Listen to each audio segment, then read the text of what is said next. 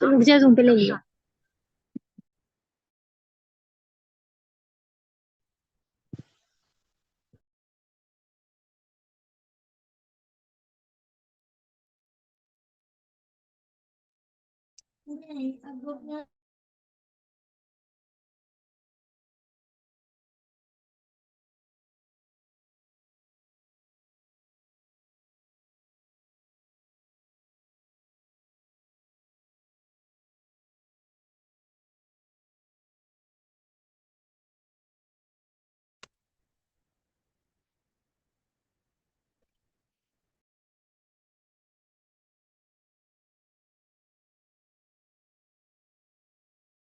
अस्सलाम वालेकुम बेटा, मेरी आवाज़ आप तमाम लोगों तक आ रही है?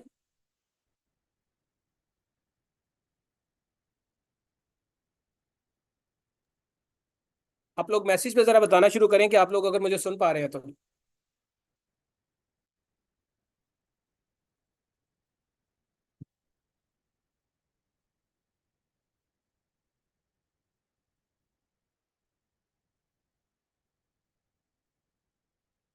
शाबाश बेटा, जल्दी जल्दी सारे बच्चे आ जाएं, फिर हम लोग स्टार्ट करते हैं क्लास को। तमाम बच्चे क्लास को ज्वाइन करना शुरू करें और फिर हम लोग जो है वो अपनी क्लास को लेके चलते हैं आगे।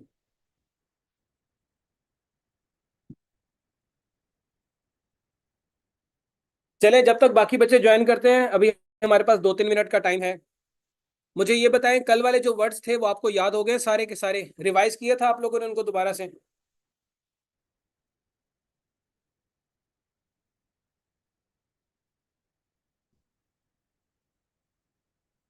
शाबाश, उनको बच्चे बार बार रिवाइज करें। जितना रिवाइज करेंगे उतना ही ज्यादा आपके माइंड में वो रिटेन रहेंगे। और रिवाइज निमोनिक्स के थ्रू, जिस तरीके से मैंने आपको निमोनिक्स के थ्रू करवाया उसी तरीके से आपने इनको रिवाइज करना है। जब आप इस तरीके से रिवाइज करेंगे तो इंशाल्लाह आपको ये वर्ड जो है वो रिटेन रहेंगे माइंड में और बिल्कुल भी भूलेंगे नहीं। आज हम लोग 55 वर्ड्स करेंगे इंशाल्लाह, और हमारा टोटल वर्ड काउंट हो जाएगा 105। 2 दिन के अंदर इंशाल्लाह हम लोग 105 वर्ड्स को तैयार कर लेंगे। कल जो है वो फिर आप लोगों का एक वोकेबलरी का टेस्ट होगा, जिसमें इन्हीं 105 वर्ड्स में से आपको 50 सिनोनिम्स या एंटोनिम्स पूछे जाएंगे। तो उससे देखा जाएगा कि आपकी जो है वो कितनी तैयारी हो गई है, या आपको 105 वर्ड्स किस हद तक तैयार हो चुके हैं। हर 3 दिन के बाद आपका वोकेबलरी का एक टेस्ट हुआ करेगा, जिससे आपकी ग्रोथ और आपकी जो है वो देखी जाएगी, प्रोग्रेस देखी जाएगी। आज ट्रायल क्लासेस का आखिरी दिन है, और आज के बाद फिर ये क्लासेस जो है वो सिर्फ जूम ऐप पर हुआ करेंगी, और ये लाइव क्लास हुआ करेगी। यूट्यूब पे ये क्लासेस जो ट्रायल है उसका आखिरी दिन है।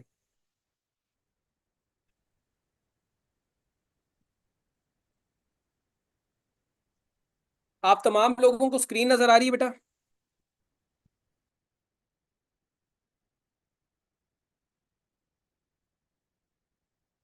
तमाम लोग स्क्रीन देख पा रहे हैं?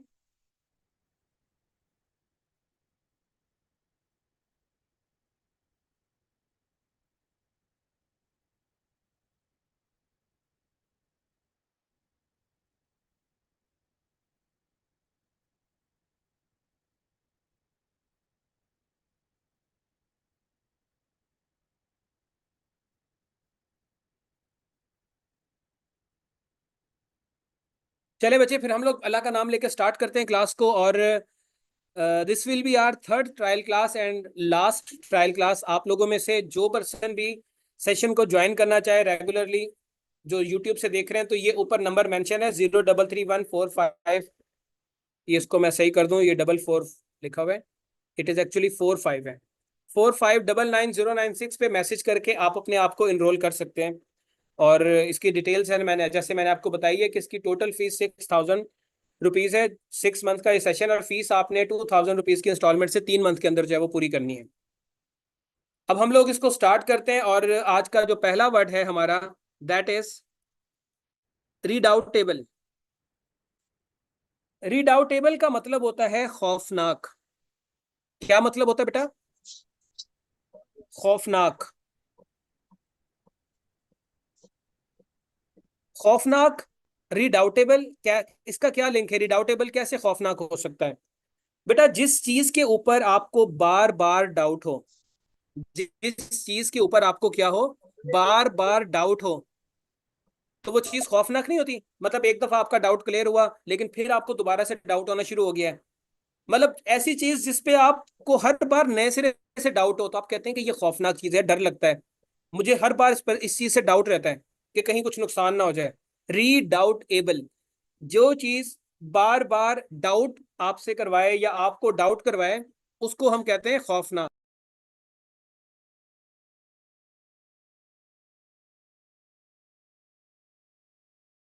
इसको क्या बोलते हैं? रीडाउटेबल। तो जल्दी से मैसेज पे बताएं रीडाउटेबल का मतलब क्या होता है। मैंने भी बोला है, आप लोग दोबारा से बताएंगे।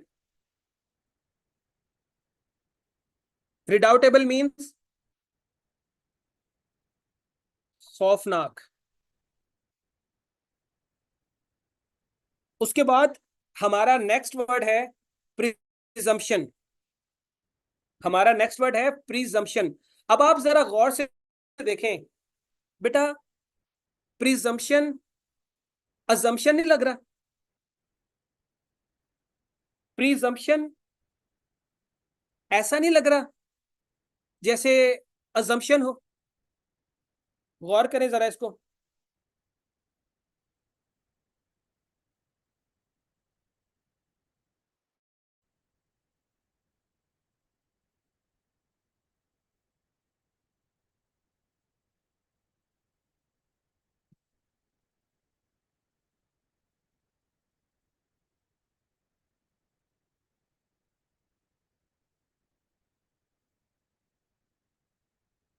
लग रहा है ना? तो इसका मतलब है मफरूजा होना। अजम्पशन, प्रिजम्पशन का मतलब होता है मफरूजा, कोई चीज फर्ज कर लेना। अजम्पशन का जो मतलब होता है वही मतलब इसका मतलब होता है। ठीक है, जो मतलब अजम्पशन का है वही मतलब प्रिजम्पशन का है। नेक्स्ट वर्ड आ जाता है आपका बेडिजन। सराइकी जुबान में, पंजाबी जुबान में बोलते हैं बुरी को पैड़ी, सराइकी जुबान में बोलते हैं भैड़ी, और जन कहते हैं औरत को। अगर आप इसको बेडिजन की बजाय भैड़ीजन समझें, मतलब ऐसी औरत जो भड़कीले कपड़े पहनती हो, जो बहुत बुरे तरीके से ड्रेसअप होती हो, आप इसको वल्गर की सेंस में भी लेके जा सकते हैं, उसको हम बेडिजन बोलते हैं। अ पर्सन हु डेकोरेट और dress up in bad manner और गॉडीली, उसको हम बोलते हैं बेडिजन। इसको मैंने आपको सराइकी जुबान के हवाले से समझाने की कोशिश की है कि भैड़ीजन। मैं अगेन माजरत कर रहा हूं, यहां पर कोई स्टीरियोटाइप नहीं है किसी से रिलेटेड भी, just for mnemonics, just for understanding ये जो है वो आपको मैं बता रहा हूं। तो ये क्या होगा? ये कहते हैं भड़कीले कपड़े पहनना, या अपने आप को अजीबो गरीब तरीके से ड्रेसअप करना। और नॉर्मली वो ड्रेसअप जो है वो वल्गर की सेंस में फॉल करता है। उसके बाद नेक्स्ट आ जाता है हमारा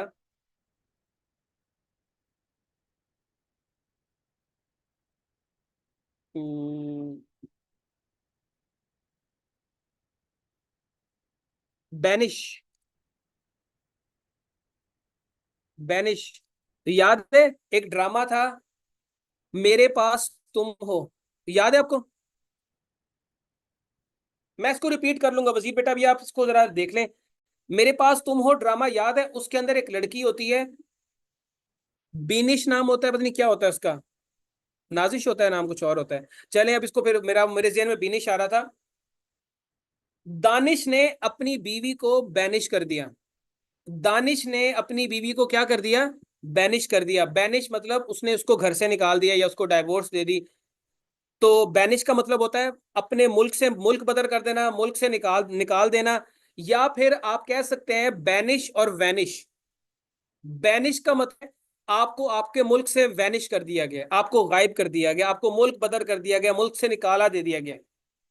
that is banish. Banish means मुल्क बदर करना, आपको मुल्क से एग्जाइल पे भेज देना, मुल्क से निकाल देना।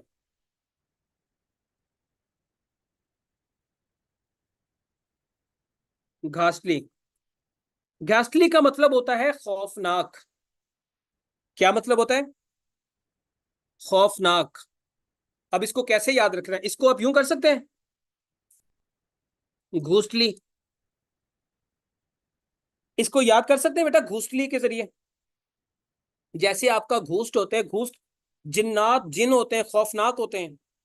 तो घासली जो शख्स जिन के जैसा होगा, जो घोस्टली होगा, वो खौफनाक होगा। सो घासली मीन्स खौफनाक।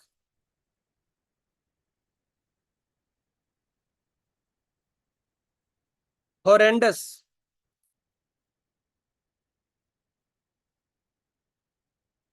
हॉरर एंड अस। अगर हम लोग अच्छे काम नहीं करेंगे, हम लोग बुरे काम करेंगे, गुनाहों से भरी हुई जिंदगी गुजारेंगे, तो हमारा एंड हॉरर होगा, खौफनाक होगा। अगर हम अच्छी जिंदगी गुजारेंगे, अल्लाह के मर्जी के मुताबिक गुजारेंगे, तो हमारा एंड अच्छा होगा। तो हॉरेंडस को हम लोग हॉरर एंड अस कह सकते हैं कि अगर हम बुरे काम करेंगे तो हमारा एंड खौफनाक होगा। तो हॉरेंडस मीन्स खौफनाक। बेटा जल्दी से मुझे बताना शुरू करें कि आपको ये वर्ड्स 6 याद हो रहे हैं।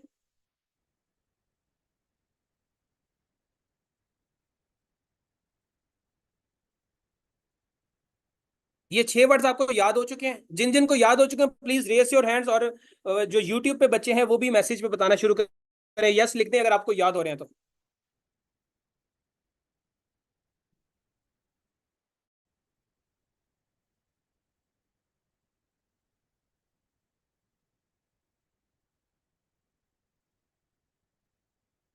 बेस्मिर्च। रिडाउटेबल का मतलब होता है खौफनाक बेटा, खौफनाक मतलब होता है इसका। बेस्मिर्च का मतलब होता है बदनाम करना, किसी को दाग लगाना, किसी का दागदार करना, किसी के नाम को बदनाम करना, उसको हम बेस्मिर्च बोलते हैं। अब मैं आपको एक बात बताता हूं, जब आप किसी को बुरा भला कहेंगे तो उसको मिर्चें लगती हैं। अक्सर हम मुहावरा बोलते हैं ना कि आज तुम्हें बड़ी मिर्चें लग रही हैं। जब तुम दूसरों का नाम बदनाम कर।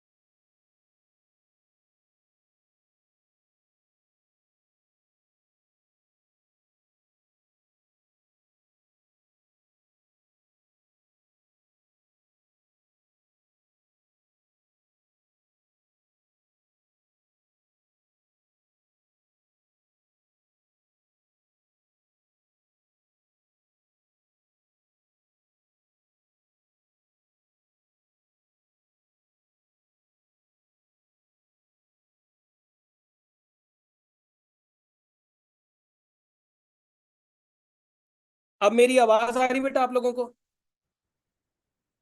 कुछ नेट कनेक्टिविटी का इशू हो रहा था। अभी मुझे बताएं कि मेरी आवाज आ रही है क्लियर आप लोगों को?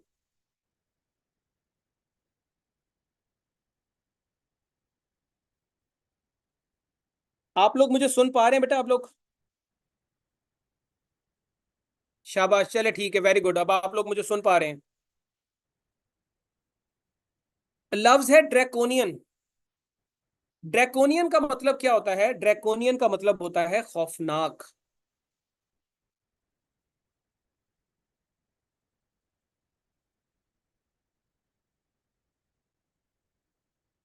What is the meaning of draconian? Draconian का मतलब होता है खौफनाक। और ये कहां से निकला है? ये निकला है ड्रैकुला से। Draconian means Dracula. तो ड्रैकुला क्या होता है? खौफनाक होता है। ड्रैकुला प्यारा नहीं होता। तो ड्रैकोनियन खौफ ज्यादा, खौफनाक, सॉरी।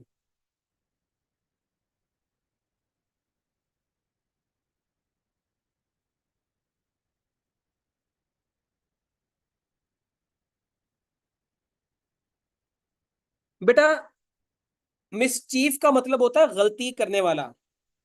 मिसचीफ का मतलब होता है गलती करने वाला, जिसने गलती की हो। और ऐसा पर्सन जो मिसचीवस हो, जो गलतियां ही करता हो, गलतियां ज्यादातर शरारती बच्चे करते हैं, बदतमीज बच्चे करते हैं। मिसचीवियस बोलते हैं शरारती को, जो हर वक्त मिसचीव ही करता रहे। जो अच्छे बच्चे होते हैं वो कम जो है वो करते हैं शरारतें। ज्यादातर शरारतें करते हैं मिसचीवियस पर्सन, वो हर वक्त ही गलतियां करते रहते हैं। तो मिसचीव से मिसचीवियस, शरारती। बिस्मिर्च का मैंने बताया था कि जब आप किसी को बदनाम करते हैं तो उसको मिर्चें लगती हैं, उसको गुस्सा आता है, तो बिस्मिर्च का मतलब है बदनाम करना। मेरी आवाज बेटा तमाम लोगों को ठीक आ रही है, यूट्यूब के ऊपर भी और जूम के ऊपर भी? मुझे बता दें एक दफा।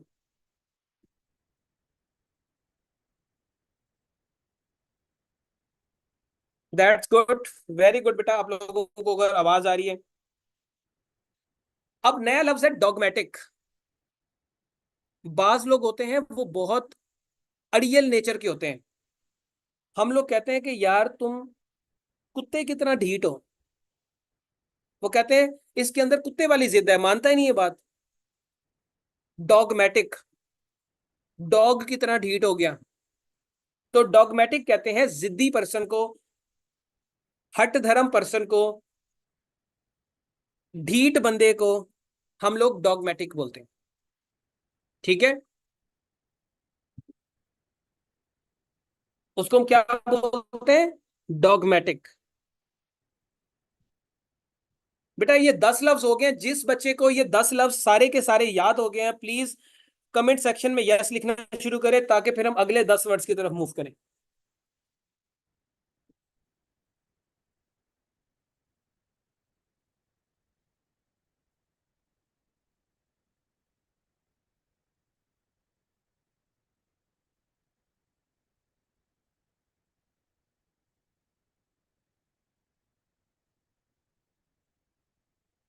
चले बच्चे। बेटा रिडाउटेबल का मतलब होता है खौफनाक, प्रिजम्पशन का मतलब होता है फर्ज करना, बेडिजन का मतलब होता है भड़कीले अंदाज में या बुरे तरीके से ड्रेसअप होना, बैनिश का मतलब होता है मुल्क बदर करना, घास्टली का मतलब होता है खौफनाक, हॉरेंडस का मतलब भी खौफनाक, बेसमिर्च बदनाम, ड्रैकोनियन खौफनाक, मिस्चीवियस शरारती, और डॉगमेटिक ढीठ को बोलते हैं। उसके बाद आ जाता है मैकेवलियन। आप लोगों को मैकेवली की फिलॉसफी याद है?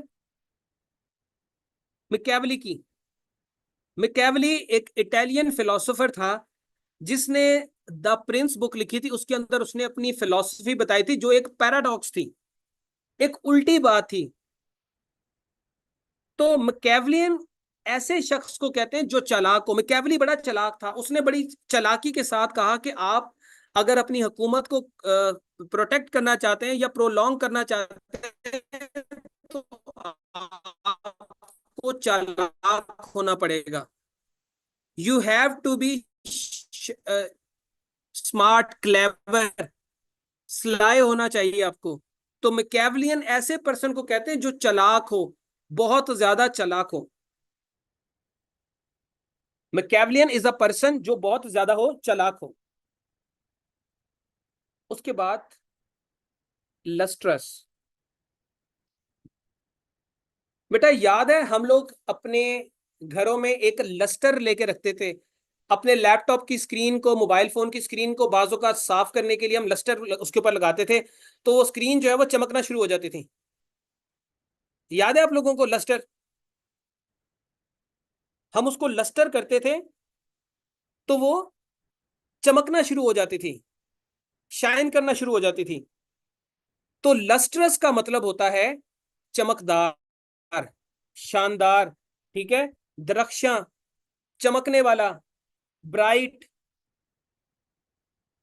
अगर किसी ने लस्टर नहीं देखा तो जाके पता करिएगा अपने घर में, जो आपके बड़े बहन भाई हैं जिनके जमाने में होता था कि लस्टर का क्या काम होता था। आई होप अभी भी आजकल भी होता हो। लस्टर को हम मोबाइल फोन की स्क्रीन के ऊपर लगाकर साफ करने की कोशिश करते थे, स्क्रीन जो है वो चमकना शुरू हो जाए।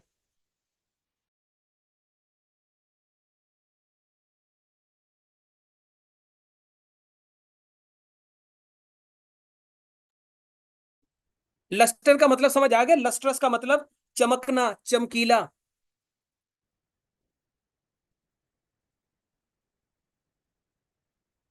रेवनस, डस्टर से भी याद कर सकते हैं, बिल्कुल ठीक है। बच्चे रेवनस, आपने रावण को देखा है? रावण। रावण जो हिंदू मजहब के अंदर एक करेक्टर है, जिसने सीता को जो है वो, जो सीता को उठा के ले गया था और सीता का जो है वो चीर हरण कर दिया था उसने। याद है आपको रावण का? रावण, ये जो चीर हरण वाली बात है, ये लालची लोग हैं, जिनके अंदर लालच हो, जिनके अंदर लस्ट हो, हर हिर्स हो, जिनके अंदर बहुत भूख हो, जो बहुत भूखे लोग हों, बहुत हरीस लोग हों, लालची लोग हों बहुत ज्यादा, जिनके अंदर लस्ट हो, ऐसे पर्सन को रावणस कहते हैं। रावण से याद रखना, रावण से रावणस। और तुम तो रावण जैसे हो, इसकी नेचर रावणस नेचर है। समझ आ रही है? रेवनस मीन्स भूखा, लालची। इवन यू कैन, आप इसे पेटू की सेंस में भी लेके जा सकते हैं कि जो बहुत खाने पीने का लालची हो।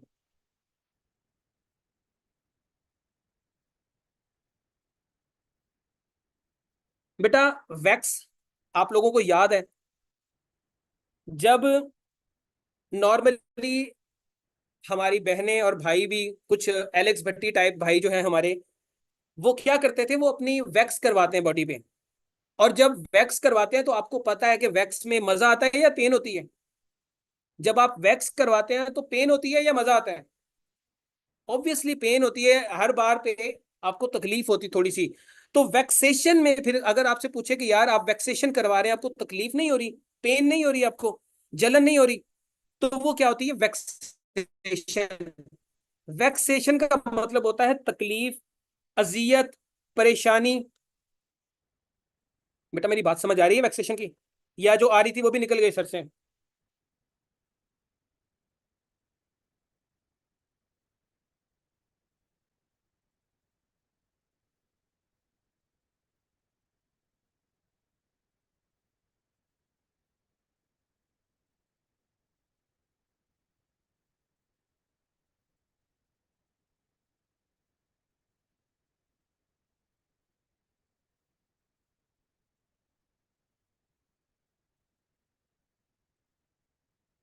मेरी आवाज आ रही बच्चे आपको? वैक्सेशन का मतलब होता है तकलीफ, पेन, अजियत। उसके बाद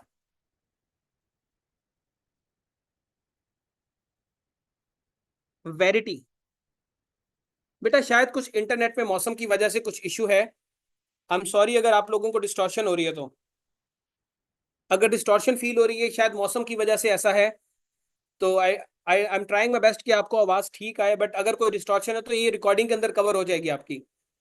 वेरिटी, बेटा आप लोगों को लफ्ज पता है? वेरीफाई। वेरीफाई का मतलब क्या होता है?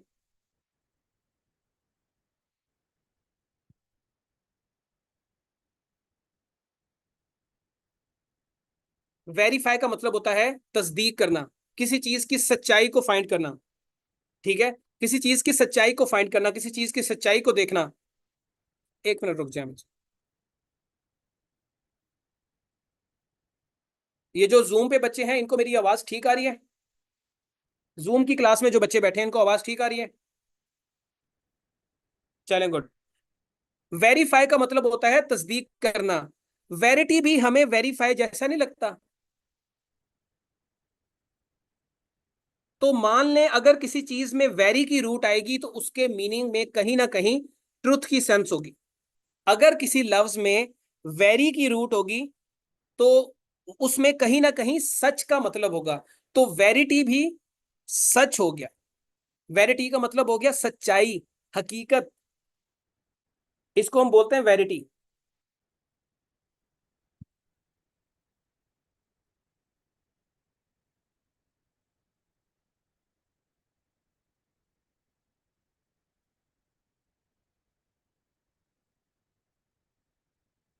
वेरिटी मीन्स सच्चाई, हकीकत।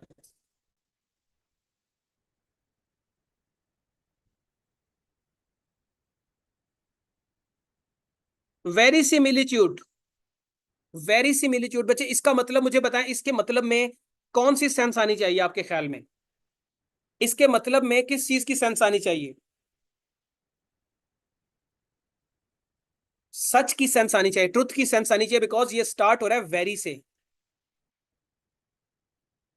हम कह सकते हैं very similitude, like very similar to reality, इसका मतलब होता है हकीकत के करीब होना या हकीकत का तासुर देना।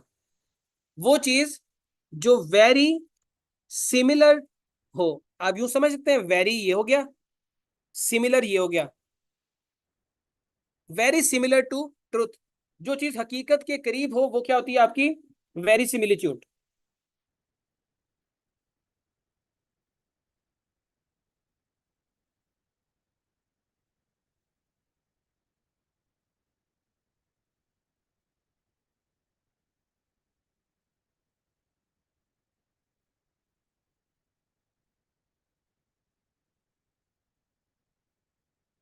ये क्लियर हो गया बच्चे आप लोगों को? अगले लफ्ज पे आ जाते हैं।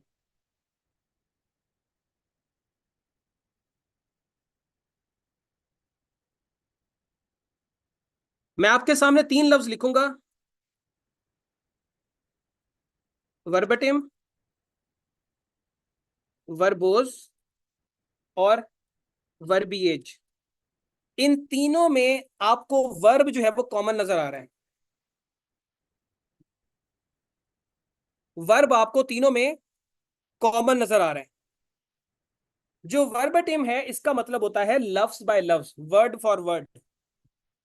जो वर्बोज होता है उसका मतलब होता है लंबी लंबी बातें करना, लफ्जों से भरी हुई बातें करना। और वर्बिएज का मतलब भी यही होता है, लफ्जों से भरी हुई बातें करना। अब आपने इनका मतलब याद करने की बजाय आपने करना क्या है? आपने बेटा करना क्या है? आपने करना यह है,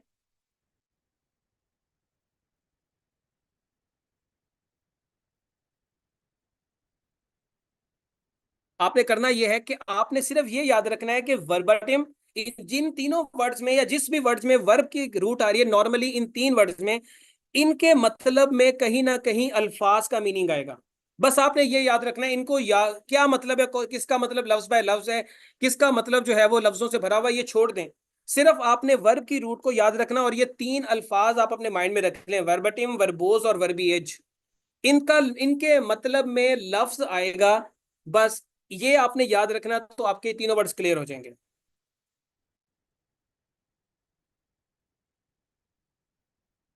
उसके बाद आपका आ जाता है last word, that is utopian. आप लोगों को प्लेटो की फिलॉसफी याद है, प्लेटो की आइडियल स्टेट?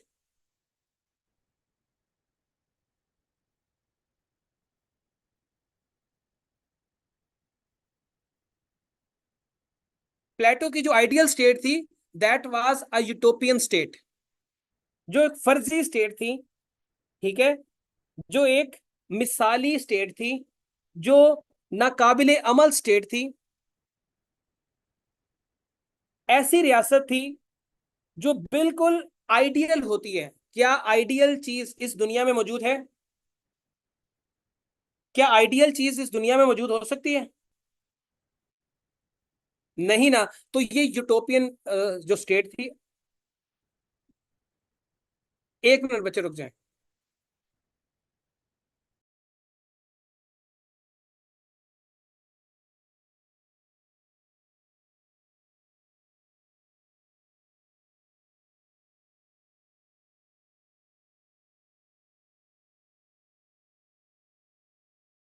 जी बच्चे, आवाज आ रही मेरी?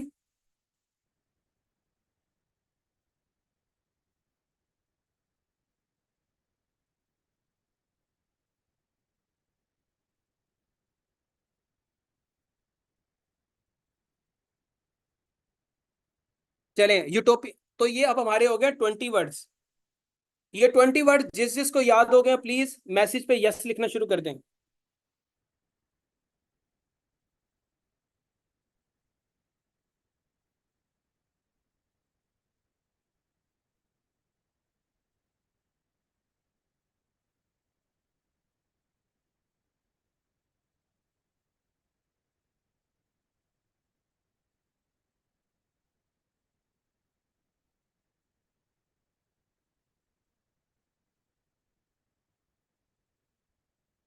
चलें, गुड हो गया है। मैंने बचा 17, 18 और 19 का बताया कि इनके मीनिंग आप छोड़ दें, याद रखना। मैंने इसका बताया, इसका मतलब होता है लफ्ज बाय लफ्ज, और वर्बोज और वर्बिएज का मतलब होता है लफ्जों से भरा हुआ। आप इनके मीनिंग्स में कंफ्यूज होने की बजाय आप सिर्फ ये याद रखेंगे ये तीन लफ्ज ऐसे हैं जिनके मीनिंग्स में बात या लफ्ज का मतलब आएगा। वर्ब से याद रखना है वर्बटिम, वर्बोज और वर्बिएज। ये तीन वर्ड्स ऐसे हैं जिनके मीनिंग में लफ्ज का मतलब आएगा। तो ऑप्शन जब आपको दी जाएगी तो वहां पर वर्ड्स ही लिखा होगा। Utopian means an ideal state, एक आइडियल स्टेट को बोलते हैं। यूटिलिटी का मतलब बेटा, डॉगमेटिक का मतलब मैंने बताया था, डॉग की तरह जिद्दी जो लोग होते हैं। यूटिलिटेरियन,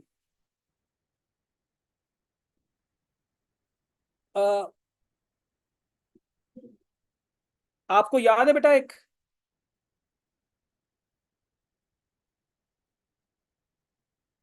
ये जेरेमी बेंथम की एक फिलॉसफी है यूटिलिटेरियनिज्म।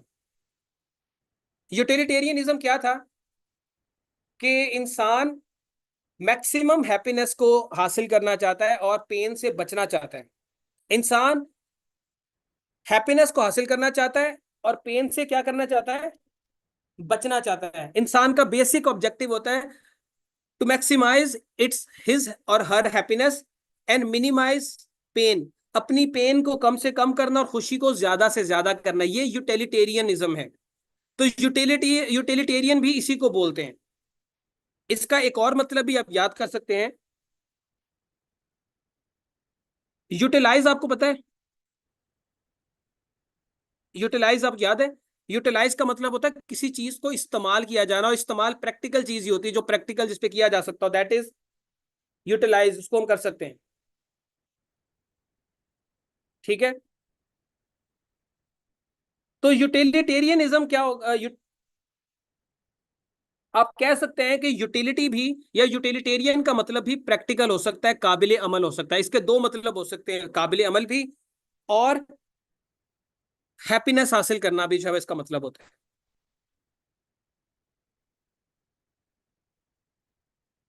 उसके बाद सली, बेटा मैं माजरत के साथ आप लोगों ने, क्योंकि निमोनिक्स हैं तो निमोनिक्स के लिए जो है ना हमें बाजुकात ऐसी कहानी बनानी पड़ती है जो हमें याद भी रहे। इंडिया में एक एक्ट्रेस है जिनका नाम इसी वर्ड से मिलता जुलता है, यहां पर बस डबल एल है, उनके नाम में डबल एन आता है। तो वो मशहूर हैं अपने गलत किरदार की वजह, गलत करेक्टर्स की वजह, किरदार तो नहीं कह सकते, गलत एक्टिंग की वजह से, गलत मूवीज की वजह से। तो हम कहते हैं कि वो दागदार है। सली कहते हैं गंदी चीज को, जो चीज गंदी हो, जो चीज बुरी हो, उसे हम सली बोलते हैं। ठीक है जी बच्चे, इस तरह यही आप जो है वो माइंड में इसको याद रखें, जिस भी तरीके से आप लोगों को याद हो सकता है आप इसको जो है वो याद कर सकते हैं। लेकिन ज्यादातर मैंने उस पर्सन का नाम इसलिए लिया क्योंकि वो अटैच ही उसी चीज के साथ है, तो आपको ये नाम इससे याद रहेगा। सली से गंदा, अनसलिड, इसका मतलब क्या होगा? अब इसका मतलब भी गेस कर दे, अनसलिड का मतलब क्या होगा?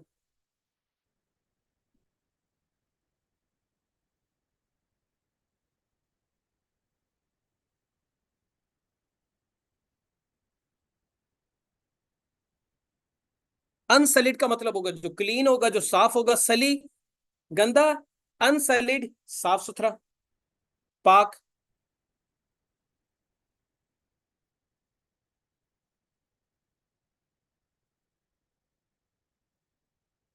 अनइम्पीचेबल, लफ्ज है बेटा आपका अनइम्पीचेबल। अनइम्पीचेबल का मतलब क्या होता है? यहां पे हम लोग इसको लिखते हैं अनइम्पीचेबल। इम्पीच, इम्पीचमेंट आपको पता है बेटा, अमेरिका के अंदर सदर को उसके ओहदे से हटाने के लिए एक प्रोसेस इस्तेमाल किया जाता है जिसे इम्पीचमेंट का प्रोसेस कहा जाता है। और उसमें उसके ऊपर क्या लगाया जाता है, इल्जाम लगाया जाता है कि इसने जो है वो मुल्क से गद्दारी की है, हाई क्राइम किया है। इम्पीच, इम्पीच किया है, इसके ऊपर इम्पीच का, आप उसको इम्पीच कर रहे हैं, उसके ऊपर इल्जाम लगा रहे हैं, उसके ऊपर कोई एतराज लगा रहे हैं। इम्पीचेबल का मतलब क्या होगा? जिसके ऊपर एतराज लगाया जा सके। और अनइम्पीचेबल, अनइम्पीचेबल का मतलब फिर क्या होगा? जिसके ऊपर एतराज ना लगाया जा सके। अनइम्पीचेबल का मतलब क्या होगा? जिसके ऊपर एतराज ना लगाया जा सके।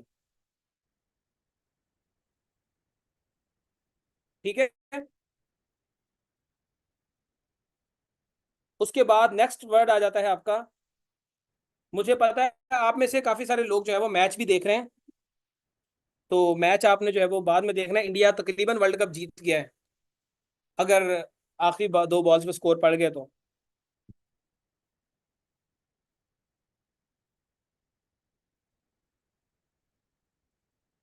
बेटा, फैथम जो है वो एक यूनिट होता है गहराई मैयर करने का। समंदर की गहराई मैयर करने का जो यूनिट होता है उसे हम क्या बोलते हैं? फैथम। ठीक है, उसे हम फैथम बोलते हैं। तो अगर हम इसके साथ अनफैथम लगा दें, अनफैथमेबल, क्या मतलब होगा? अगर हम समंदर की गहराई को ना नाप सकते हो या गहराई जो है वो बहुत ज्यादा हो, अनइमेजिनेबल हो, हमें नहीं पता कि कितनी गहराई है, तो हम उसे कहेंगे ये क्या हो गया? अनफैथमेबल हो गया, जिसको मैयर नहीं किया जा सकता।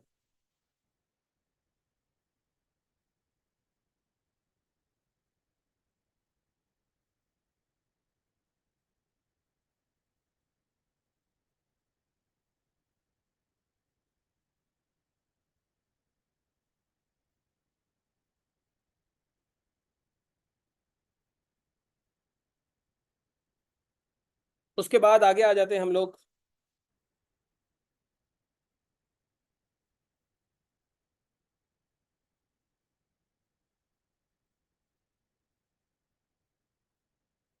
Track table. ट्रैक टेबल का मतलब होता है जिसकी इस्लाह की जा सके। ट्रैक टेबल मीन्स जिसकी क्या की जा सके? इस्लाह की जा सके। अब इसका क्या, इसको कैसे याद रखेंगे? इसको हम इस तरीके से याद रख सकते हैं कि अगर कोई शख्स इस काबिल है कि उसे ट्रैक पे वापस लाया जा सके तो क्या होगा?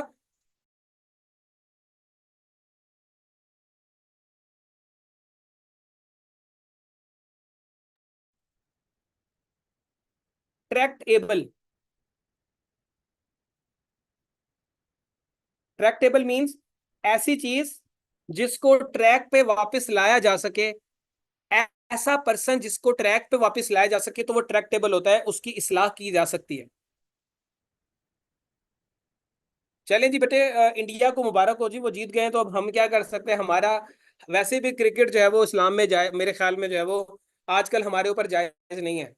तो इंडिया जीते, साउथ अफ्रीका जीते, दोनों ही काफिर हैं हमारे लिए, तो दोनों ही एक बराबर है। मुसलमानों की जीत नहीं हुई तो फिर किसी की जीत नहीं, वापस आ जाए। ठीक है। ट्रैक ट्रैकेबल, जिसको ट्रैक पे आप वापस ला सके। एक बच्ची कह रही है रीट्रैकेबल, वो भी ठीक है, जो जो जिस तरीके से आपको याद होता है आप उसको जो है वो कर सकते हैं याद। उसके बाद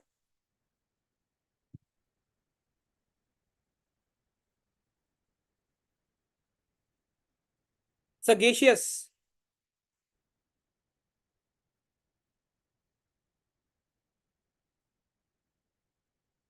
एक लफ्ज होता है, मैं लिख देता हूं, सेज। सेज का मतलब होता है अक्लमंद। ठीक है, अक्लमंद। जो बंदा समझदार होता है ना, वो वक्त पे जो है वो क्या कर लेता है? शादी कर लेता है। सेज से याद कर लें, अक्लमंद बंदा। ठीक है।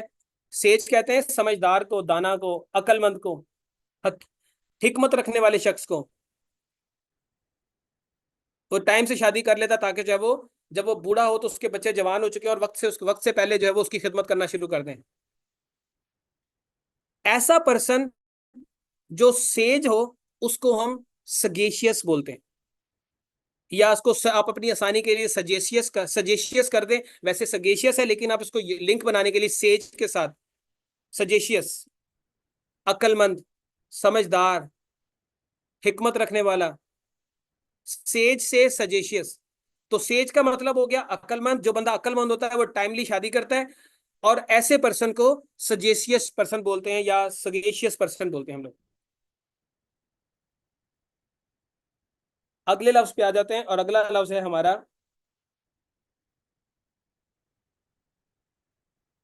सीमलेस। क्रिकेट, क्रिकेट में बच्चे आपकी मुझे ज्यादा क्रिकेट के बारे में आइडिया नहीं है। ये क्रिकेट बॉल होती है, और क्रिकेट बॉल पे ये जो सिलाई होती है इसको क्या बोलते हैं? सीमलेस। सीम बोलते हैं इसको, सीम बोलते हैं ना। जो बच्चे क्रिकेट खेलते हैं वो जरा मुझे करेक्ट कर दें कि ये सीम होती है। अब जो शख्स, जिस बॉल की सीम ठीक होती है ना, तो वहां पर बॉलिंग बड़ी गलती से पाक, बड़ी अच्छी बॉलिंग होती है। गलतियों से पाक बॉलिंग होती है।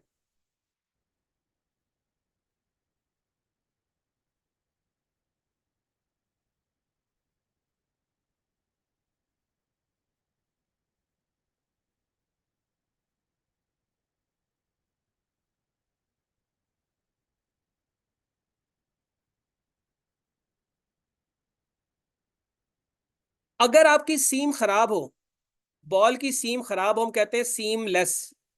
इस बॉल की सीम खराब है, तो फिर क्या होता है? बॉलिंग भी आपकी खराब होती है, उसमें बहुत ज्यादा जो है वो खराबियां होती हैं।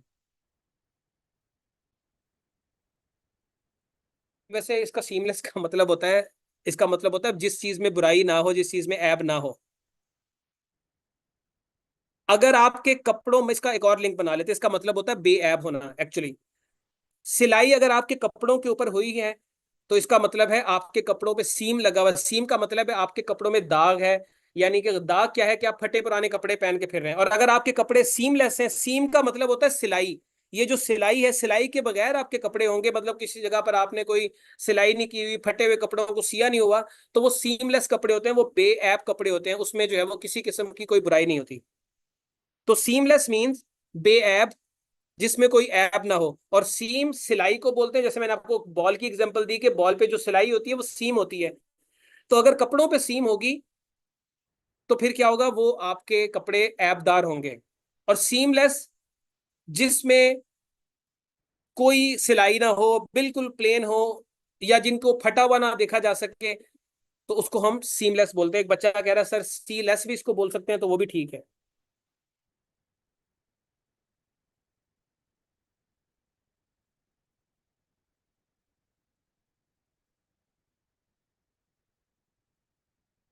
उसके बाद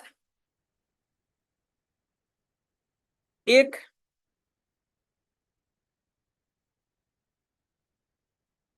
ईडियम है, all and sundry. All and sundry idiom पता है आपको बेटा? इसका मतलब है हर खासो आम। ऑल एंड सन्ड्री का मतलब है हर खासो आम।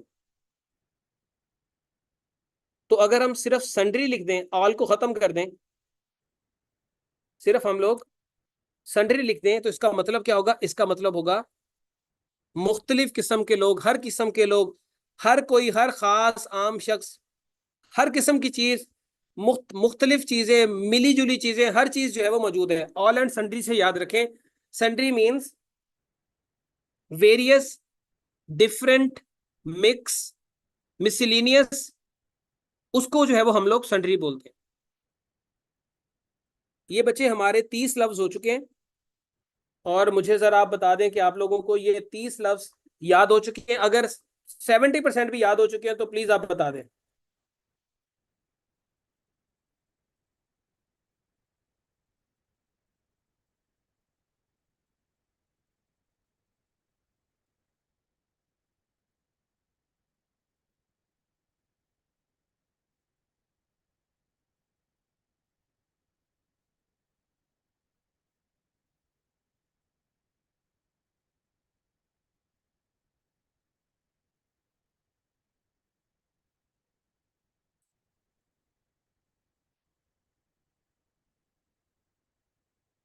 चलें, गुड हो गया।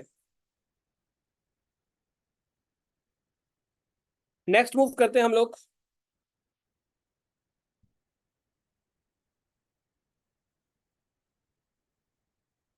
बेटा, जब हमारे ऊपर कोई चीज इंपोज की जाती है तो उसका मतलब क्या होता है? उसका मतलब होता है हमारे ऊपर कोई चीज मुसल्लत की गई है।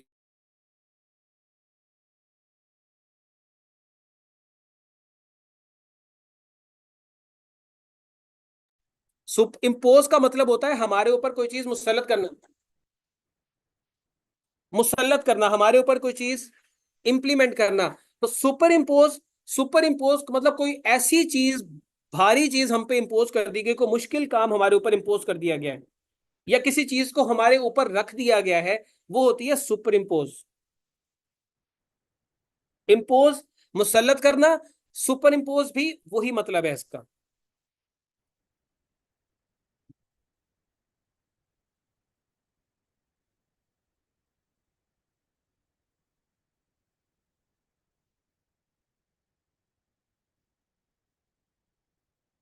नेक्स्ट लफ्ज आगे बचे आपका।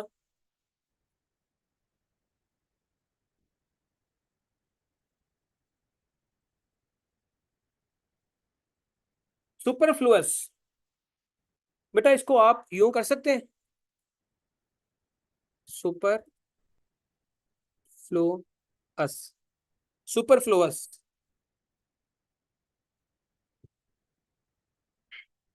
जो चीज जरूरत से ज्यादा बड़ी हो, जब कोई चीज जरूरत से ज्यादा भर जाए इसका मतलब है वो चीज आपके पास फालतू है, वो जो ज्यादा भरी गई है वो फालतू है।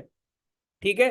तो सुपरफ्लुअस का मतलब होता है जरूरत से ज्यादा होना, किसी चीज का ज्यादा होना। जब टंकी पानी की ओवर हो जाती है तो वो फ्लो करना शुरू कर देते हैं, कहते हैं ये ओवरफ्लो कर गई है, ये सुपरफ्लुअस हो गया पानी, सुपरफ्लुअस हो गया, जरूरत से ज्यादा भर गया पानी, या पानी जरूरत से ज्यादा हो गया। फ्लोअस, सुपर फ्लो, सुपर मीन्स ज्यादा चीज हुई तो फ्लो करना शुरू कर दिया। तो सुपर फ्लुअस मीन्स जरूरत से ज्यादा होना किसी चीज का, गैर जरूरी होना। ठीक है, उसको हम सुपर फ्लुअस बोलते हैं।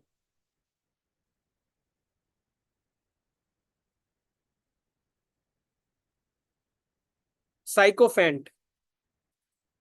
साइकोफेंट का मतलब होता है खुशामदी। क्या मतलब होता है? खुशामदी, खुशामद करने वाला, खुशामद करने वाला, चापलूसी करने वाला। आई एम सिक ऑफ फैन।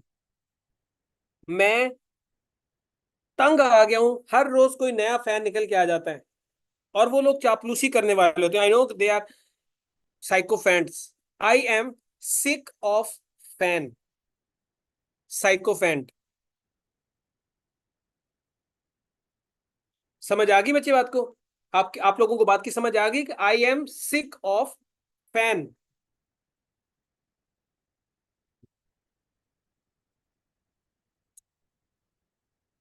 जो कोई बिला वजह अपने जाती मकासद के लिए खुशामद करे आपकी, बिला वजह बेजरूरत आपकी तारीफें करे, वो आपका वो साइकोफैंट होता है, क्योंकि वो आपसे कोई मतलब निकलवाना चाहता है। रवेज।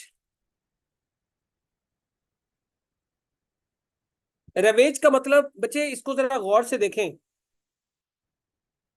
इसका मतलब ये नहीं लगता रिवेंज, रिवेंज की सेंस नहीं दे रहा ये वाली?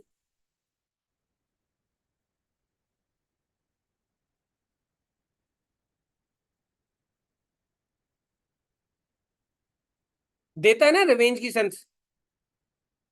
इसको रिवेंज, आप लिखा हुआ रिवेंज है, आप इसको रिवेंज पढ़ना शुरू कर दें। इसका मतलब होता है किसी को बर्बाद कर देना, किसी को तबाह कर देना।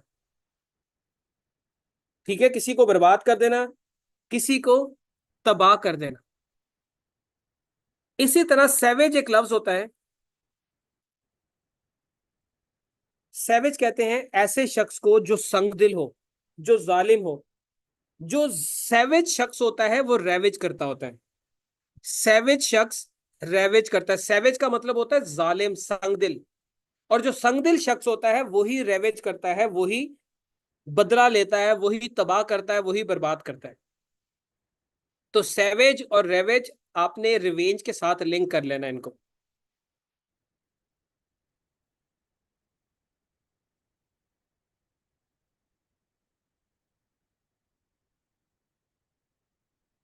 उसके बाद रेक्टिट्यूड। एक लफ्ज होता है, हम कहते हैं कि प्लीज रेक्टिफाई योर मिस्टेक्स। अपनी मिस्टेक्स, अपनी खामियों को बेहतर करो, सही करो, दुरुस्त करो। रेक्टिफाई करे, प्लीज रेक्टिफाई योर मिस्टेक्स, अपनी गलतियों को दुरुस्त करो। तो रेक्टिट्यूड का मतलब क्या होगा? रेक्टिट्यूड का मतलब क्या होगा? रेक्टिट्यूड का मतलब होगा दुरुस्तगी करना, बेहतरी करना, किसी चीज में इंप्रूवमेंट लाना, गलती को दूर करना। रेक्टिट्यूड का मतलब क्या होगा? गलती को दूर करना। ये जो यूट्यूब वाले बच्चे हैं, मुझे लगता है ये सो गए हैं।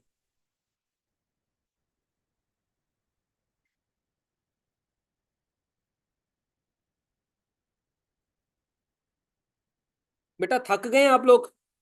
अभी तो मुझे पता है कि इंडिया की जो जीत है उसने मेरे समेत बहुत सारे लोगों को जो है वो जरा सुस्त कर दिया है। लेकिन हमें इसी दुख के साथ जो है वो आगे बढ़ना होगा, और हमें तो कोशिश करनी होगी कि हम दूसरे की हार पे, जीत पे उदास होने की बजाय अपनी जीत पे खुश होना सीखें, अपनी जीत की तैयारी करें। तो हम लोग अपनी जीत की तैयारी करें। हम लोग, जिन्होंने अच्छा खेला वो जीत गए, जिन्होंने बुरा खेला वो पहले राउंड से बाहर हो गए थे। इंडिया डिजर्व करता था तो उन्होंने जीत लिया, डिस्पाइट द फैक्ट कि हमारी उनसे दुश्मनी चलती है या नहीं चलती।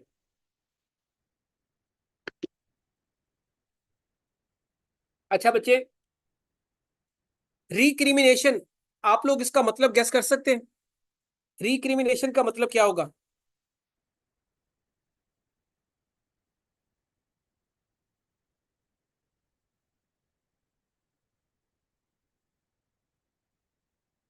क्रिमिनल्स, क्रिमिनल से देखें, क्रिमिनल से हम रिक्रिमिने रिक्रिमिनलाइज, रिक्रिमिनलाइज। अब बता इसका क्या मतलब होगा? बार बार किसी पर इल्जाम तराशी करना। जब आप किसी को बार बार क्रिमिनल साबित करने की कोशिश करते हैं, बार बार किसी को क्रिमिनलाइज करते हैं, तो हम कहते हैं कि ये क्या किया जा रहा है, ये रिक्रिमिनेशन की जा रही है। हम बार बार किसी को रिक्रिमिनेट कर रहे हैं, उस पर इल्जाम तराशी कर रहे हैं। एक दफा उसको क्रिमिनलाइज कर दिया, वो अपने गुनाहों से बच गया, उसको उसको जो है वो क्लियर कर दिया अदालतों ने, हम उसको दोबारा से रिक्रिमिनेट कर रहे हैं, या हम उसकी रिक्रिमिनेशन कर रहे हैं, तो उसके ऊपर दोबारा से इल्जाम तराशी कर रहे हैं। तो रिक्रिमिनेशन का मतलब होता है इल्जाम तराशी करना। क्या इसका मतलब आप लोग गैस कर सकते हैं? रिकमेंस,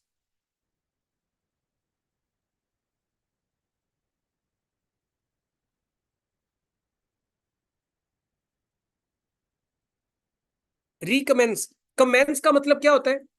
कमेंस का मतलब होता है स्टार्ट करना। कमेंस का मतलब क्या होता है? स्टार्ट करना। रिकमेंस, दोबारा से शुरू करना, दोबारा से स्टार्ट करना।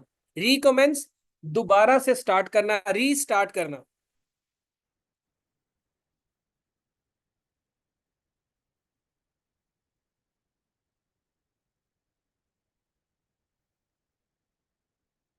बच्चे आप लोगों ने कॉइलिंग होती देखी है? कॉइल्स बनते हुए देखे हैं? किसी चीज के कॉइल कैसे बनते हैं? कॉइल इस तरीके से बनते हैं, एक तार होती है सीधी, उसको एक ड्रम पे लटकाया होता है, और फिर उसके साथ वो कॉइल होती जाती है। ये एक कॉइल बन जाता है। कॉइल बन गया, किसी भी चीज, तारों का कॉइल बन गया। अब अगर आपने कॉइल को खोलना है तो इसको रिकॉइल बोलते हैं। और कॉइल को खोलने के लिए हमें इसी तार को पीछे की तरफ लेके जाना पड़ेगा। हम जैसे इसको पीछे की तरफ लेके जाएंगे, ये कॉइल जो है वो खुलता जाएगा, और फिर एक क्या होगा, एक सीधी तार जो है वो बन जाएगी। तो रिकॉइल का मतलब क्या होगा? रिकॉइल का मतलब होता है पीछे हटना। जब आप कॉइल को खोल लेंगे तो पीछे घुमाएंगे, और वो आहिस्ता आहिस्ता तार पीछे की तरफ जाना शुरू होगी, और ये फिर सीधा कॉइल खुल जाएगा। इसको बोलते हैं रिकॉइल। रिकॉइल, कॉइल का मतलब कॉइल बनाना, रिकॉइल कॉइल को खोलना, और जब कॉइल को खोलते हैं तो तार पीछे की तरफ हटता है। पीछे हटना, रिकॉइल।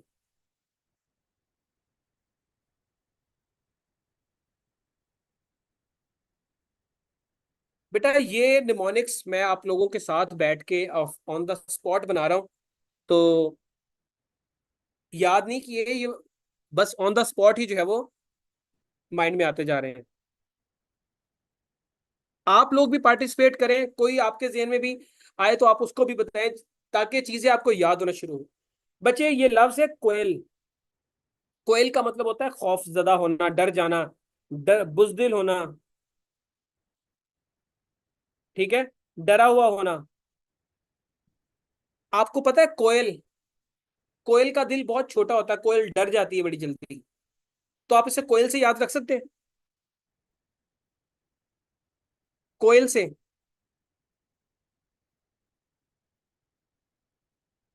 कोयल, कोयल डर जाती है, खौफजदा हो जाती है, जल्दी से डर जाती है शिकारी से।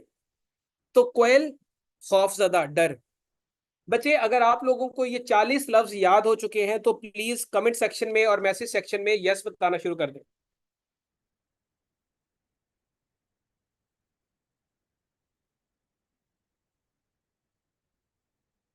अब आप मुझे एक बात बताएं, समवन सेड मी कि ये एक इंसान के लिए इम्पॉसिबल है कि वो एक दिन में 30 वर्ड्स भी याद कर ले, तो ये भी बहुत होता है। क्या आप सारा दिन सिर्फ इंग्लिश को ही करेंगे? मुझे अब अपने ईमान से बताएं, ये बात सच साबित हो रही है कि आप लोग एक दिन में 50-55 वर्ड्स याद कर सकते हैं? क्या ये बात सच साबित हो रही है? जो लोग नेगेटिव होंगे वो हमेशा हर पॉजिटिव काम में भी नेगेटिविटी ढूंढेंगे। इट इज पॉसिबल, आप देखिएगा कि यही आप लोग होंगे। और इंशाल्लाह 2 हफ्तों के बाद हम लोग एक दिन में 100 लफ्ज याद करेंगे। एक दिन में हम लोग 100 लफ्ज याद करेंगे। और वो वीडियो मैं यहाँ पर अपलोड करूंगा और आप लोग सिर्फ 60 मिनट के अंदर 100 लफ्ज याद कर लेंगे। और वो शायद आपको भूलेंगे भी नहीं। करना सिर्फ क्या है, निमोनिक्स आपने जहन में रखने हैं और सिर्फ निमोनिक्स की प्रैक्टिस करनी है। विदाउट रटा लगाए हुए, विदाउट क्रैमिंग, आपको सारे वर्ड्स तैयार हो जाएंगे। उसके बाद बच्चे आपका आगे आ जाता है पग्नेशियस। पग्नेशियस का मतलब होता है, बेटा याद है आपको? पंगेशियस, ऐसा शख्स जो पंगे लेता हो। पंगा, हम पग्नेशियस को पंग पंगेशियस कर सकते हैं। पगना को हम पंगा लिख लेते हैं। और पंगे वही लेता है जो झगड़ालू नेचर का होता है, जो लड़ाई करने वाला होता है, जिसे लड़ाई करना बड़ा पसंद होता है, जिससे सुकून ना हो, जिसे किसी किस्म का सुकून ना हो, वो बंदा हर वक्त जो है वो पंगे लेता रहता है। हम कहते हैं कि ये पंगानेशियस है, ये झगड़ालू शख्स है। पग्नेशियस झगड़ालू को बोलते हैं।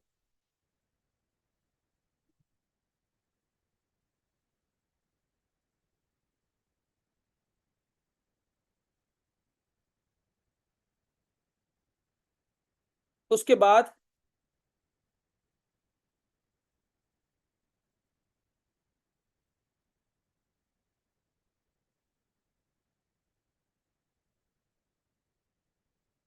Trencher man.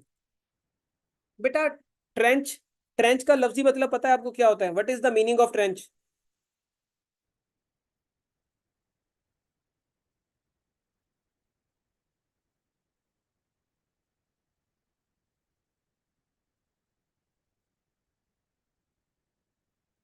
कोई खंदक, कोई घाटी। कोई खंदक को बोलते हैं, कोई घाटी को बोलते हैं। जैसे वो होती है ना मरियाना ट्रेंच, दुनिया का सबसे गहरा पॉइंट मरियाना ट्रेंच है। और मरियाना ट्रेंच में भी जो लोएस्ट पॉइंट है वो आपका कौन सा है? Challenger deep is the lowest point in Mariana trench. तो ट्रेंच किसी घाटी को बोलते हैं, किसी खंदक को बोलते हैं, किसी गहरी जगह को बोलते हैं। ट्रेंचर मैन कहते हैं ऐसे शख्स को जो पेटू हो। जब आपको भूख लगी होती है ना, जब आप बहुत ज्यादा पेटू हो, शुगर लो हुई हो, आप क्या करते हैं? हॉटपॉट होता है, उसके अंदर आप जल्दी जल्दी जो है उसको हटा के नीचे तक खोदने की कोशिश करते हैं कि कहीं मुझे खाना मिल जाए, मेरी भूख खत्म हो जाए। आपकी भूख ही खत्म नहीं है, सारी की सारी रोटियां खा गए पूरे घर की। 10 रोटी, 10, 3 लोगों के लिए, 4 लोगों के लिए आपने 10 रोटियां बनाई थी, वो सारी आप एक बंदा ही खा गया। आपको भूख इतनी लगी हुई, आप ट्रेंचर मैन है। आपकी शुगर लो गई, आपने सारी रोटियां खा ली हैं, सबकी खा ली हैं रोटियां। तो जो ट्रेंचर मैन होता है वो पेटू होता है, वो जल्दी से चीजें निकालता है।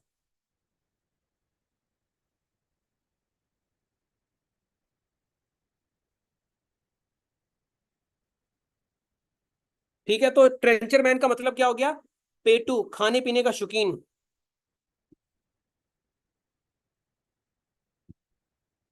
खाने पीने का शौकीन। ठीक है,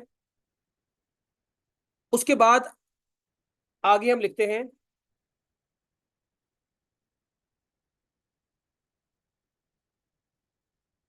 गवर्नमेंट।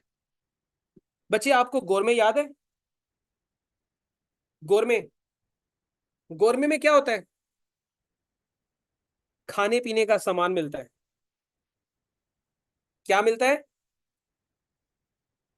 खाने पीने का सामान। तो जो बंदा गवर्नमेंट होगा वो क्या होगा? पेटू होगा ना। एक गोरमे एक बेकरी है, और कोई पर्सन इतना खाता है कि लोगों ने कहा है कि यार ये बंदा गोरमे ही है, गोरमे बेकरी, हर वक्त इसके पास खाने की चीजें पड़ी होती हैं, तो ये गवर्नमेंट है। ये पेटू है, ये खाने पीने का शौकीन है, इसे हर वक्त भूख लगी रहती है। गवर्नमेंट, गवर्नमेंट से गवर्नमेंट।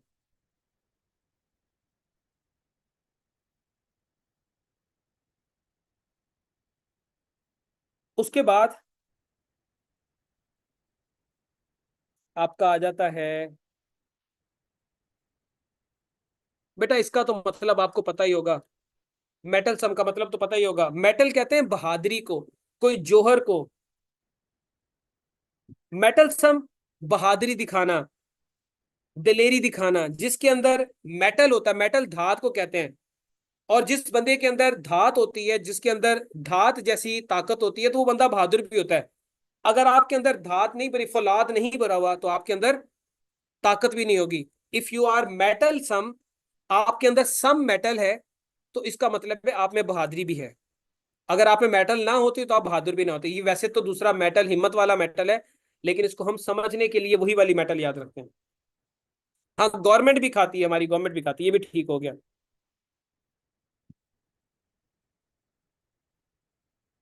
उसके बाद ब्रूक। इंग्लैंड की क्रिकेट टीम के अंदर एक प्लेयर है हैरी ब्रूक। नाम सुना हुआ आप लोगों ने? हैरी ब्रूक का नाम। हैरी ब्रूक को उनकी टीम आजकल बड़े बर्दाश्त नहीं कर रही कि यार वो अच्छा खेलता नहीं है, एन मौके पे आके, क्रंच सिचुएशन में आके वो टीम को जो है वो हरवा देता है।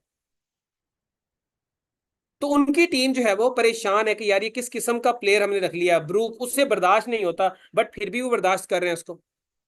फिर भी वो बर्दाश्त कर रहे हैं क्योंकि वो अच्छा प्लेयर है, हिटर है, तो किसी वक्त भी वो चल सकता है। ब्रूक का मतलब हो गया बर्दाश्त करना। ठीक है, या आप इसको यूं कर सकते हैं,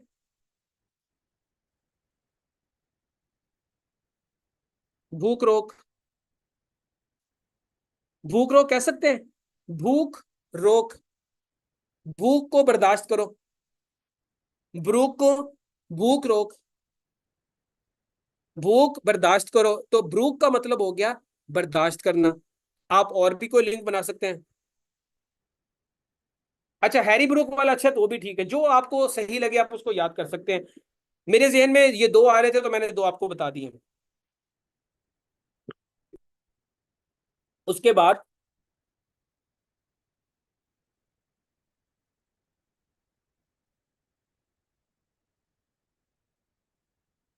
और कौन सा वर्ड हो सकता है?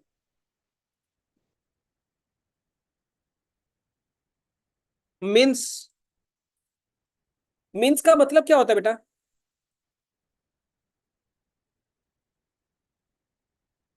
एक,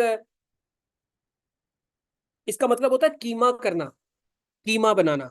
ठीक है, मीन्स का मतलब होता है कीमा बनाना, छोटे टुकड़ों में कन्वर्ट कर देना किसी चीज को। मीन्स द मीट, गोश्त का कीमा बना लो। उसके बाद ब्रेजन। ब्रेजन को भी आप बुरी जन के तौर पे याद रख लें। बुरी जन, बुरी औरत। ब्रेजन बेशरम को कहते हैं। ब्रेजन का मतलब होता है बेशरम, वो जो बेशरम होता है वो ब्रेजन होता है। ठीक है, ब्रेजन मीन्स बेशरम। तो इसको आप बुरी जन के तौर पे याद रख सकते हैं, या जिस तरीके से भी आपको कोई कर सकते हैं।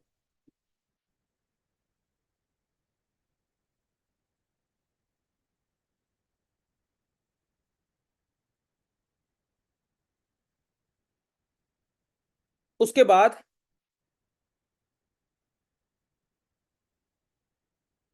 आर्केक, डिपार्टमेंट ऑफ आर्कियोलॉजी, आपको पता है आर्कियोलॉजी का पता है ना, study of historical places, archaeology the study of historical places. तो आर्कियोलॉजी से आप आर्केइक याद कर सकते हैं। तो आर्केइक का मतलब क्या होगा? आर्केइक का मतलब होता है कदीम, पुराना।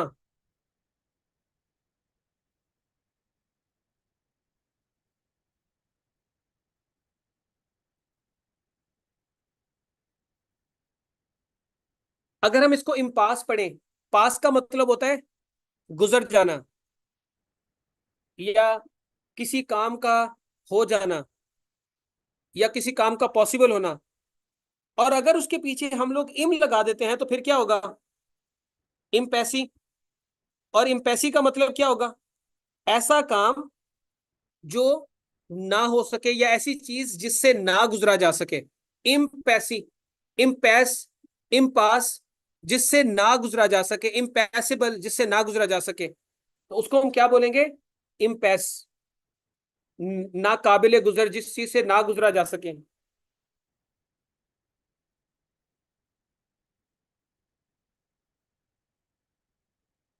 उसके बाद बेटा लफ्ज आ जाता है आपका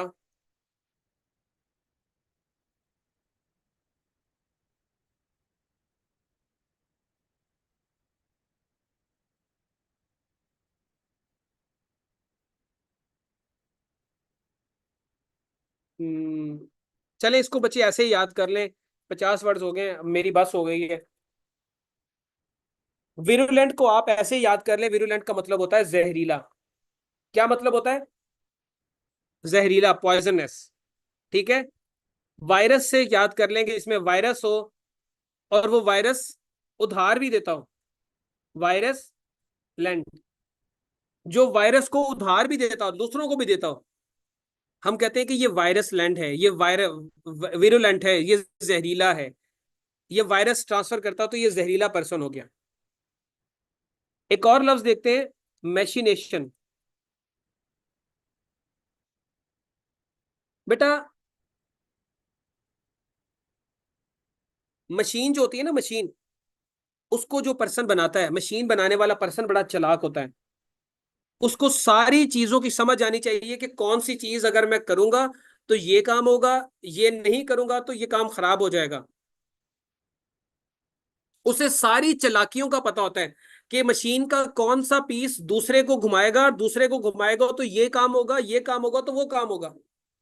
जैसे जियो थर्मल एनर्जी में क्या होता है कि आप पंप के जरिए प्रेशर के साथ स्टीम को निकालते हैं और स्टीम को फिर आप टरबाइन के ब्लेड से मारते हैं, टरबाइन घूमती है जिससे फिर आपकी बिजली जनरेट होती है। मतलब आपके पास चालाकी है, दिमाग है। तो आपने जो है वो ये सारा प्रोसेस तैयार किया। तो मैशिनेशन कहते हैं चालाकियों को, चालबाजियों को, साजिशें करने वाले को हम कहते हैं, या साजिशें करने को हम मैशिनेशन बोलते हैं।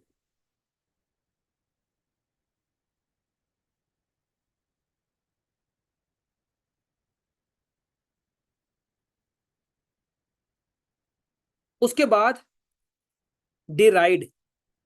बच्चे अगर आज के दौर में जहां पर लड़की और लड़के दोनों को गाड़ी चलानी आती है, अगर किसी को ड्राइव ना करनी आती हो, किसी को ड्राइव ना करनी आती हो, तो आप उसका क्या करते हैं? मजाक उड़ाते हैं या उससे खुश होते हैं, उसकी तारीफ करते हैं?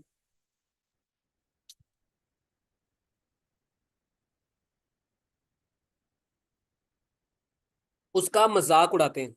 जिसको ड्राइव ना करनी आती हो, आप कहते हैं तुम्हारा डिराइड होने वाला है, आप उसका डिराइड करते हैं, उसका मजाक उड़ाते हैं। डिराइव से डिराइड।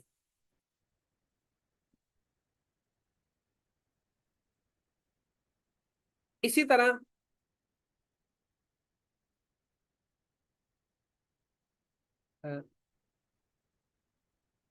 एरोमेटिक, अरोमा से याद रखें। एरोमेटिक का मतलब क्या होगा?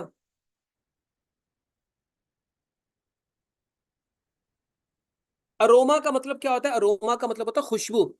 Aromatic compound, aromatic compounds organic chemistry में पढ़े थे, जिनमें बेंजीन, बेंजीन से रिलेटेड याद रखें, एरोमेटिक, एरोमेटिक कंपाउंड। तो अरोमा से एरोमेटिक, अरोमा से एरोमेटिक, एरोमेटिक का मतलब क्या होगा? खुशबूदार, जिसके अंदर से खुशबू आती हो। उसके बाद बच्चे आपका आ जाता है डिफिडेंस। बेटा एक लफ्ज होता है कॉन्फिडेंस, कॉन्फिडेंस, इसको हम यूं लिखते हैं, जिसमें काफी ज्यादा मिकदार में, मैंने आपको एक लफ्ज बताया था फिड, FID की रूट बताई थी। जिस भी लफ्ज में, चले ये तो फिर यहाँ पे फिडेलिटी के सेंस में आ जाएगा, छोड़ दें इसको। कॉन्फिडेंस, जिसमें फिडेंस कौन होगा, ज्यादा होगा, आप इसको अब कौन से याद रख लें, तो वो फुल ऑफ स्ट्रेंथ होगा, या वो जो है वो बड़ा दलेर होगा, बड़ा पॉजिटिव पर्सन होगा। लेकिन अगर किसी में फिडेंस की कमी होगी तो वो शर्मीला होगा, लैक ऑफ कॉन्फिडेंस होगा उसके अंदर, शाइनेस होगी उसके अंदर। कॉन्फिडेंस, किसी के अंदर बहुत ज्यादा दिलेरी होना, किसी के अंदर बहुत ज्यादा एतमाद होना। लेकिन अगर किसी में फिडेंस की कमी है, डिफरेंस की कमी है, फिडेंस का डिफरेंस है, तो फिर क्या होगा? हम कहेंगे कि इसके अंदर एतमाद की कमी है, ये शर्मीला बंदा है, इसकी शर्मीली नेचर है। और एक आखिरी लफ्ज बच्चे, इसको आप एज इट इज याद कर लें, इसमें फिडेंस की, कॉन्फिडेंस की डेफिशिएंसी है। वेरी गुड, ये भी बच्चे ठीक है, ये मैं लिख देता हूं। एक बच्ची ने क्लियर कर दिया, उसने कहा है कि सर डेफिशिएंसी ऑफ कॉन्फिडेंस। तो डिफिडेंस का मतलब क्या हो गया? शर्मीला।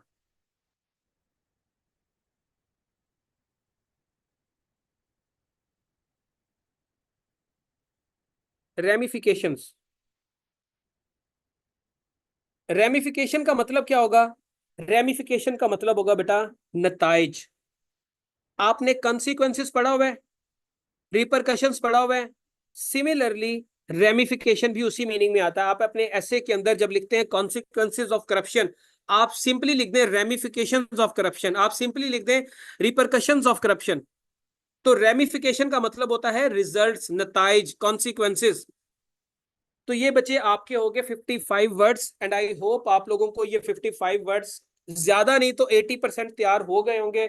बाकी आप लोग इसको स्क्रीनशॉट ले लें, इसका, इसको प्रैक्टिस करेंगे घर में, पिछले वर्ड्स के साथ मिला के तैयार करेंगे तो इंशाल्लाह आपके 105 वर्ड्स आपको याद रहेंगे। बेटा ये आप लोगों की एफर्ट है, मेरी भी एफर्ट है। हम लोगों ने इसको बार बार, ये मौका नहीं मिलेगा कि हम बार बार नए सिरे से तैयार करें। जिस तरीके से तैयार करते जा रहे हैं, आप इनको डेली बेसिस पे रिवाइज करते रहें, इंशाल्लाह आपको इसका बहुत फायदा होगा। और आपकी मेहनत, यही मेहनत आपको ऐसे, जब प्रेसी का पेपर आप देंगे और वहां पर आप वोकेबलरी देखेंगे तो आपको लगेगा कि ये बच्चों वाली वोकेबलरी आ गई है, क्योंकि ये सारे वर्ड्स आपने तैयार किए होंगे। बहुत सारे बच्चे ऐसे होते हैं जो सिर्फ हार्डली 1800 वर्ड याद करके चले जाते हैं, फिर कहते हैं कि ये पता नहीं कहां से एग्जामिनर ने पेपर में दे दिया, बिकॉज उनकी लिमिट ही कम होती है वर्ड्स की। आपने जब 5000 वर्ड्स तैयार किए होंगे तो फिर आपको कोई वर्ड एलियन नहीं लगेगा।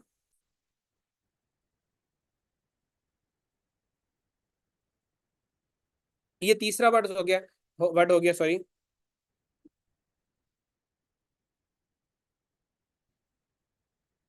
और ये हो गया आपके 55 वर्ड्स। तो हमने अपना दूसरे दिन का काम कर लिया कंप्लीट। अब इंशाल्लाह आप लोगों की कल से होगी रेगुलर क्लासेस, और रेगुलर क्लासेस जूम ऐप पर होंगी। जो बच्चे अपने आप को सेशन में इनरोल करवाना चाहें वो इस नंबर पे 0314599096 पे मैसेज करके जो है वो इनरोल कर सकते हैं, अपने आप को करवा सकते हैं। कल शाम 6 बजे, कल शाम 6 बजे जो है वो आपका टेस्ट होगा इंग्लिश वोकेबलरी का 50 का। ठीक है, शाम 6 बजे आपका टेस्ट होगा। और रेगुलर रेगुलर क्लासेस आपकी हुआ करेंगी हफ्ता इतवार और सोमवार, रात 10:30 बजे से लेके रात 11:45 बजे तक। ठीक है, रात 10:30 से लेकर 11:45 तक। और हर हफ्ते हम लोग 150 से 200 वर्ड्स याद किया करेंगे, एवरी वीक। 3 दिन के अंदर हम इसको जो है वो 150 से 200 वर्ड्स, फिर उसके बाद हम 2 हफ्तों के बाद अपने नंबर ऑफ डेज की तादाद बढ़ा देंगे। नंबर ऑफ डेज हम अपने कर देंगे 4, और 5वां दिन टेस्ट के लिए रख देंगे। हर 2 हफ्तों के बाद हम एक दिन बढ़ाते रहेंगे। ठीक है बच्चे, आप लोग अपना ख्याल रखें। इंशाल्लाह आप लोगों से मुलाकात होगी अब कल।